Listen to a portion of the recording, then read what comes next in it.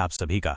माँ का प्यार इस दुनिया का सबसे अनमोल खजाना है। एक माँ अपने बच्चे के लिए अपनी जान तक दे देती है, लेकिन अगर वही माँ सौतेली बन जाए तो उसका दिल पत्थर से भी सख्त हो सकता है। ये कहानी है एक मासूम बच्चे की जिसने अपनी माँ को महज 1.5 साल की उम्र में खो दिया। उसकी सौतेली माँ ने उसे इतना सताया कि वो औरतों के नाम से ही कांपने लगा। भूख, प्यास और मार से तड़पते हुए उसने एक दिन अपनी आंखें मूंद लीं। लेकिन कहते हैं ना, जिसका कोई नहीं उसका ऊपर वाला होता है। क्या हुआ उस बच्चे का? क्या उसे कभी सच्चा प्यार मिला, या उसकी जिंदगी हमेशा के लिए अंधेरे में डूब गई? आइए इस कहानी में डूबते हैं, लेकिन उससे पहले एक छोटा सा आग्रह, हमारे चैनल स्माइल वॉइस को सब्सक्राइब करें और इस वीडियो को लाइक करें ताकि हम ऐसी ही दिल को छूने वाली कहानियां आपके लिए लाते रहें। गंगा मैया के किनारे एक छोटा सा गांव था रामपुर, देखने में शांत, हरा भरा। पर इसी गांव के एक घर में एक नन्हा सा बच्चा रहता था, रवि। उसकी दुनिया में तब तक हंसी खुशी थी जब तक उसकी माँ जिंदा थी। माँ का आंचल उसके लिए पूरी दुनिया थी, जहाँ कोई दुख उसे छू भी नहीं सकता था। पर भगवान को कुछ और ही मंजूर था। रवि बस 6 साल का था जब एक लंबी बीमारी ने उसकी माँ को उससे हमेशा के लिए छीन लिया। रवि की दुनिया मानो अंधेरी हो गई। उसके पिता रामलाल पत्नी के जाने से टूट गए थे, पर छोटे बच्चे की देखभाल के लिए उन्हें हिम्मत करनी पड़ी। कुछ महीनों बाद उन्होंने गांव की ही एक औरत शांति से दूसरी शादी कर ली। शांति जब नई नई घर आई तो उसने रवि पर इतना प्यार लुटाया, इतना मीठा बोली कि रवि को लगा शायद भगवान ने उसकी माँ वापस भेज दी है। वह उसे बेटा बेटा कहती, सिर पर हाथ फेरती। पर यह सब बस दिखावा था, कुछ ही दिनों का। जैसे ही शांति को लगा कि अब घर में उसका राज है, उसका असली चेहरा सामने आ गया। रवि उसे अपनी सौतन की निशानी लगता था, एक कांटा जिसे वो देखना भी पसंद नहीं करती थी। अब रवि का बचपन एक सजा बन गया। सुबह सूरज निकलने से पहले उसे उठा दिया जाता। नन्हे नन्हे हाथों से गोबर उठाना, भारी बाल्टी खींचकर जानवरों को पानी पिलाना, ठंडे पानी में बर्तन मलना, घर की साफ सफाई, कपड़े धोना, सारा बोझ उस मासूम पर डाल दिया गया। उसकी उंगलियां ठंड से अकड़ जाती, कमर दुखने लगती, पर वो किससे कहता? खाने के नाम पर तो उस पर सबसे बड़ा जुल्म होता था। शांति अपने और रामलाल के लिए ताज़ी रोटी सब्जी बनाती और रवि की थाली में फेंक दी जाती रात की बची सूखी रोटी या बस नमक मिर्च। कई कई रातें वो भूखा ही सो जाता, पेट पर हाथ रखे आंसू पीकर। अगर कभी भूख बर्दाश्त नहीं होती और वो हिम्मत करके कहता, माँ जी भूख लगी है, तो शांति जहरीली नजरों से घूर कर चिल्लाती, जितना मिला है चुपचाप खा ले, नहीं तो कल से ये भी नहीं मिलेगा मनहूस कहीं का। कभी कभी तो वो उसे मार भी देती। गाल पर पड़े तमाचों के निशान कई कई दिन रहते। रामलाल सब देखते थे पर चुप रहते थे। शायद वो शांति के गुस्से से डरते थे, या शायद उनमें इतनी हिम्मत ही नहीं थी कि अपनी पहली पत्नी की निशानी के लिए आवाज उठा सकें। पिता की ये चुप्पी रवि को और भी अकेला कर देती थी। वो अक्सर घर के किसी कोने में छिपकर अपनी मरी हुई माँ को याद करके चुपचाप रोता रहता। स्कूल जाना उसके लिए थोड़ी राहत की बात थी, पर वहां भी वो सहमा सहमा रहता। उसके कपड़े गंदे रहते तो दूसरे बच्चे उससे दूर भागते। लंच में जब वो दूसरों के डिब्बों में अच्छा खाना देखता तो उसका दिल रो पड़ता। पड़ोस में एक औरत रहती थी, माया। बेचारी अकेली थी। पति कुछ साल पहले गुजर गए थे और कोई बच्चा भी नहीं था। माया जब रवि की ये हालत देखती तो उसका कलेजा मुंह को आता। वो जानती थी कि शांति उस पर कितना कहर ढा रही है। जब भी मौका मिलता वो चुपके से रवि को बुलाती और अपनी रोटी में से आधी उसे दे देती या थोड़ा गुड़ हाथ पर रख देती। रवि उसे किसी फरिश्ते की तरह देखता। माया के हाथ फेरने में उसे हल्की सी माँ की ममता महसूस होती। माया सीधे शांति से कुछ कहने से डरती थी। दावस माज की बातें थी, पर रवि का दुख देखकर उसका खून खौलता रहता था। एक रात कड़ाके की ठंड पड़ रही थी, बर्फ जैसी हवा चल रही थी। रवि को तेज बुखार था। उसका बदन आग की तरह जल रहा था और वो ठंड से कांप रहा था। उसके पास एक पतली फटी हुई चादर थी जो उस जानलेवा ठंड को रोक नहीं पा रही थी। उसने बड़ी मुश्किल से आवाज निकाली, माँ जी बदन दुख रहा है, ठंड लग रही है। शांति जो मोटी रजाई में सो रही थी गुस्से से चीखी, मरता क्यों नहीं तू? सोने भी नहीं देगा क्या? चुपचाप पड़ा रहे, सुबह उठकर काम भी करना है, कोई बहाना नहीं चलेगा तेरा। रवि की आंखों से गर्म आंसू लुढ़क पड़े। वह दर्द, ठंड, भूख और अकेलेपन से रात भर से सकता रहा। उसे लग रहा था जैसे वो धीरे धीरे जम रहा है। उसकी सांसें भारी हो रही थीं। अगली सुबह जब हल्की धूप भी ठंड को कम नहीं कर पा रही थी, माया ने रवि को घर के बाहर आंगन में झाड़ू लगाते देखा। उसका चेहरा बुखार से लाल था, होंठ सूखे और नीले पड़ गए थे और वो बुरी तरह कांप रहा था। ऐसा लग रहा था जैसे वो कभी भी गिर पड़ेगा। माया का सब्र का बांध टूट गया। अब उसे बर्दाश्त नहीं हुआ। वो सीधा रामलाल के घर में घुसी। शांति आग के पास बैठी हाथ ताप रही थी। रामलाल भी वहीं चुपचाप बैठे थे। शांति बहन, अंधी हो गई हो क्या, या दिल पत्थर का हो गया है तुम्हारा?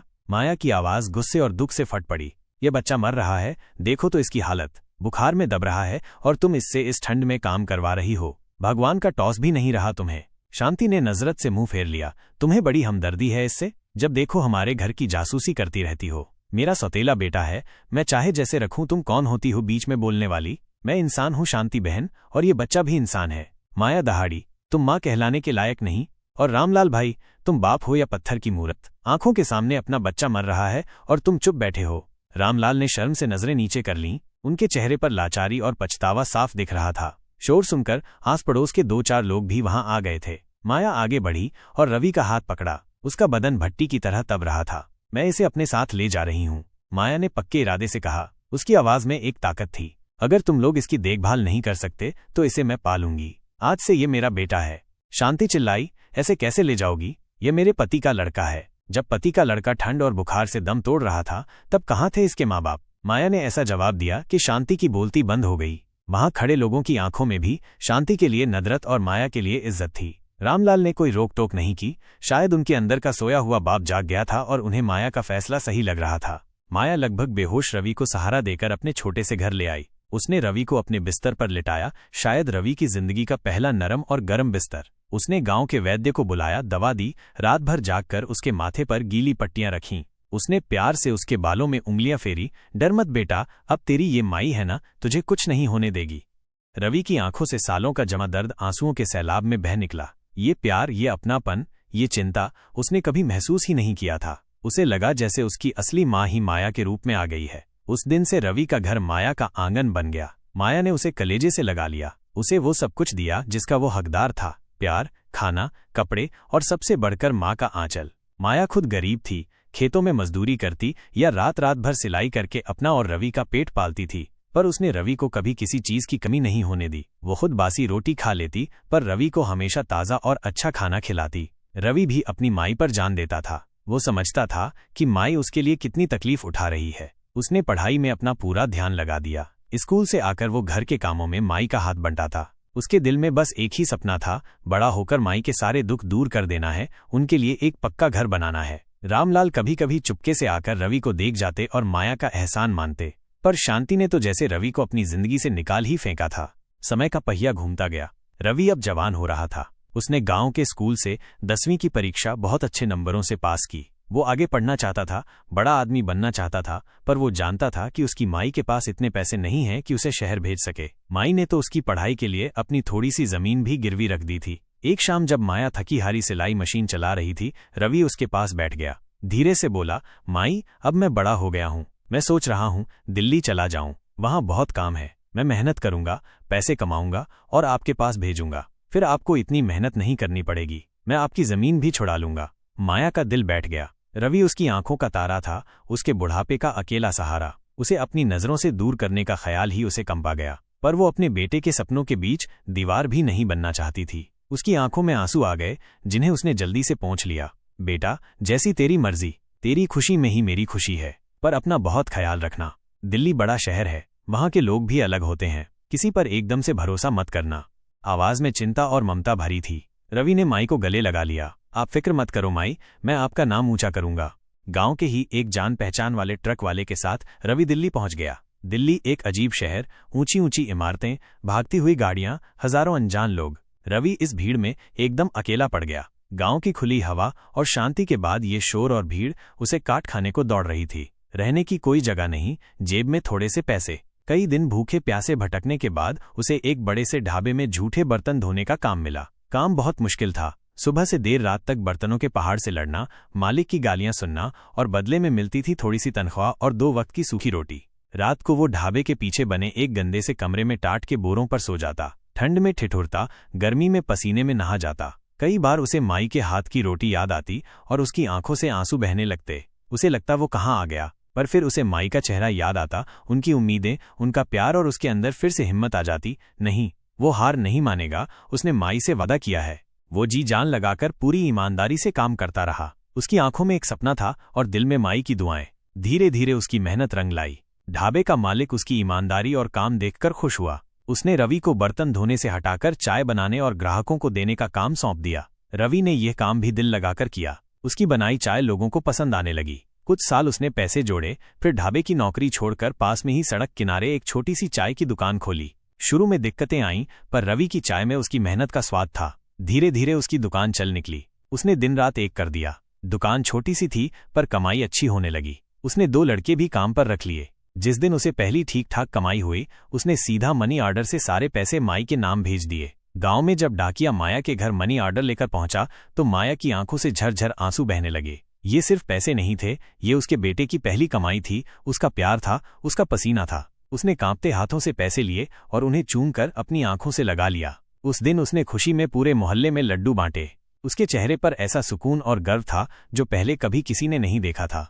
अब रवि हर महीने माई को पैसे भेजने लगा। वो फोन पर रोज माई से बात करता, उनकी तबीयत पूछता, अपनी खैरियत बताता। माई भी उसे ढेर सारी दुआएं देती। रवि के पैसों से माया ने सबसे पहले अपनी गिरवी रखी जमीन छुड़ाई। अपनी टूटी फूटी झोपड़ी की जगह एक छोटा सा पक्का कमरा बनवाया। अब उसे मजदूरी के लिए भटकना नहीं पड़ता था। रवि का सपना पूरा हो रहा था और इस सपने की रोशनी माया के प्यार से ही फैली थी।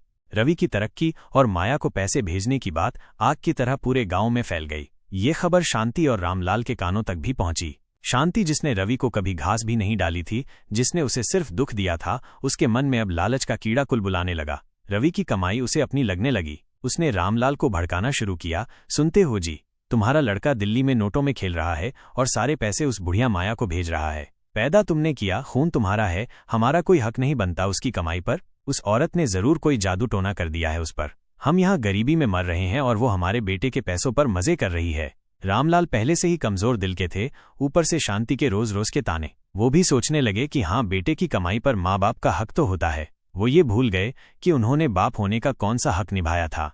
एक दिन रामलाल हिम्मत करके माया के पास गए। झिझकते हुए बोले, माया बहन, वो रवि जो पैसे भेजता है उसमें से कुछ हमें भी दे दिया करो, आखिर हम भी तो उसके माँ बाप हैं। बुढ़ापे में कौन सहारा देगा। माया ये सुनकर सन्न रह गई। उसे यकीन नहीं हुआ कि रामलाल ऐसा कह सकते हैं। उसका चेहरा गुस्से और दुख से तमदमा गया। रामलाल भाई, तुम्हें शर्म नहीं आती ये सब कहते हुए?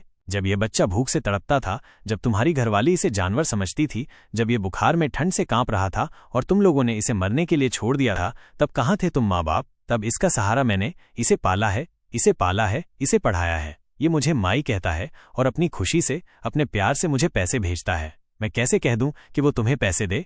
हक प्यार का होता है, पालने का होता है, सिर्फ खून का नहीं, जब खून का रिश्ता निभाने वाला ही बेगाना हो जाए। माया की सच्ची और कड़वी बातें रामलाल को तीर की तरह लगी, पर शांति ने इसे अपनी बड़ी बेइज्जती समझा। उसने पूरे गांव में शोर मचाना शुरू कर दिया। घर घर जाकर रोना धोना करने लगी कि माया ने उसका बेटा छीन लिया, उसे बहका लिया है और अब उसकी सारी कमाई खा रही है। उसने पंचायत बुलाने की जिद पकड़ ली। उसका इरादा साफ था, रवि के पैसों पर कब्जा करना।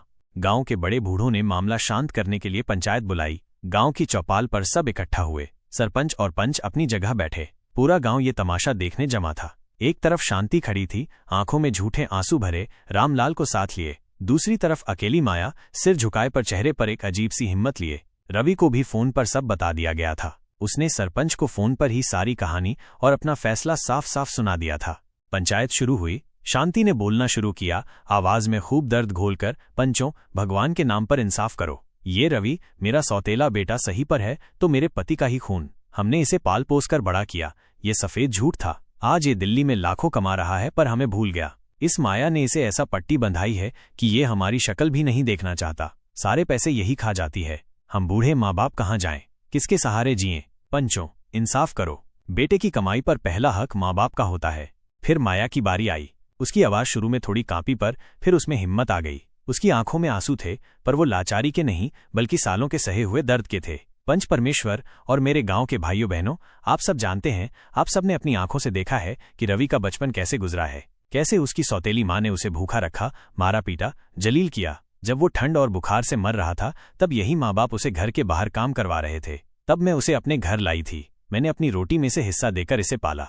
रातें जागकर इसकी सेवा की, इसे पढ़ाया लिखाया। मैंने इसे जन्म नहीं दिया, पर मैंने इसे माँ बनकर पाला है। आज वो अपनी मेहनत से कमा रहा है और अगर वो मुझे, अपनी माई को सहारा देना चाहता है तो इसमें क्या बुराई है? आप ही बताओ पंचों, क्या पालने वाले का, प्यार देने वाले का कोई हक नहीं होता? हक सिर्फ जन्म देकर रास्ते पर छोड़ देने वालों का होता है। माया की दर्द भरी सच्ची बातों ने वहां बैठे हर आदमी के दिल को छू लिया। कई लोगों की आंखें भीग गईं। गांव के कई बूढ़े लोगों ने आगे आकर गवाही दी कि माया एक एक बात सच कह रही है। उन्होंने खुद शांति को रवि पर जुल्म करते देखा है और माया ने ही उसे माँ की तरह पाला है। सरपंच ने बताया कि रवि ने फोन पर साफ कहा है, मेरी बस एक ही माँ है, मेरी माया माई। उन्होंने मुझे दोबारा जिंदगी दी है। मेरी कमाई पर सिर्फ और सिर्फ उनका हक है। जिन्होंने मेरा बचपन छीना, उन्हें मैं एक फूटी कौड़ी भी नहीं दूंगा। पंचों ने आपस में काफी देर तक बात की। सब चुप थे, सबकी नजरें पंचों पर थीं। आखिर में सरपंच ने खड़े होकर भारी आवाज में फैसला सुनाया। पंचायत ने दोनों तरफ की बातें सुनी, गवाहों को सुना और रवि का फैसला भी जान लिया। ये सच है कि रवि रामलाल का बेटा है, पर माँ बाप होने का मतलब सिर्फ पैदा करना नहीं होता, पालना पोसना, प्यार देना और हिफाजत करना भी होता है। शांति और रामलाल ये फर्ज निभाने में बुरी तरह फेल हुए हैं। उन्होंने रवि को दुख और तकलीफ के सिवा कुछ नहीं दिया। दूसरी तरफ माया ने बिना किसी खून के रिश्ते के रवि को न सिर्फ पाला, बल्कि उसे माँ से भी बढ़कर प्यार दिया, उसे लायक बनाया। रवि अब समझदार है और अपनी कमाई का फैसला खुद कर सकता है। लेकिन इंसाफ और इंसानियत यही कहती है कि जिसने बिना किसी मतलब के सेवा की है, पंचायत का यही फैसला है कि रवि अपनी कमाई जिसे देना चाहता है वो उसका हक है। माया का रवि पर दिल का और भावनाओं का हक शांति और रामलाल से कहीं ज्यादा है। शांति और रामलाल रवि की कमाई पर कोई दावा नहीं कर सकते। पंचायत का फैसला सुनकर शांति का चेहरा उतर गया, जैसे किसी ने कालिक पोत दी हो। भरी पंचायत में ऐसी बेइज्जती। रामलाल भी शर्म के मारे गर्दन नहीं उठा पा रहे थे। गांव वालों की नजरें उन्हें चुभ रही थीं। माया की आंखों में खुशी और शुक्राने के आंसू थे। आज उसके प्यार और त्याग की जीत हुई थी। कुछ महीने बाद रवि गांव आया। वो अब पहले से ज्यादा कॉन्फिडेंट और समझदार लग रहा था, पर माई के लिए उसकी आंखों में वही बच्चा सा प्यार था। आते ही उसने माई के पैर छुए। माई ने उसे कसकर सीने से लगा लिया। दोनों की आंखें खुशी से छलक पड़ीं। रवि ने गांव में रहकर सबसे पहले माई के लिए एक छोटा पक्का और सुंदर सा घर बनवाना शुरू किया। वो रामलाल से भी मिला, पर बस नाम के लिए। उनके बीच अब एक गहरी खाई बन चुकी थी। शांति ने बहुत कोशिश की उससे मिलने की, माफी मांगने की, पर रवि ने साफ मना कर दिया। वो अपने बचपन के जख्मों को फिर से कुरेदना नहीं चाहता था।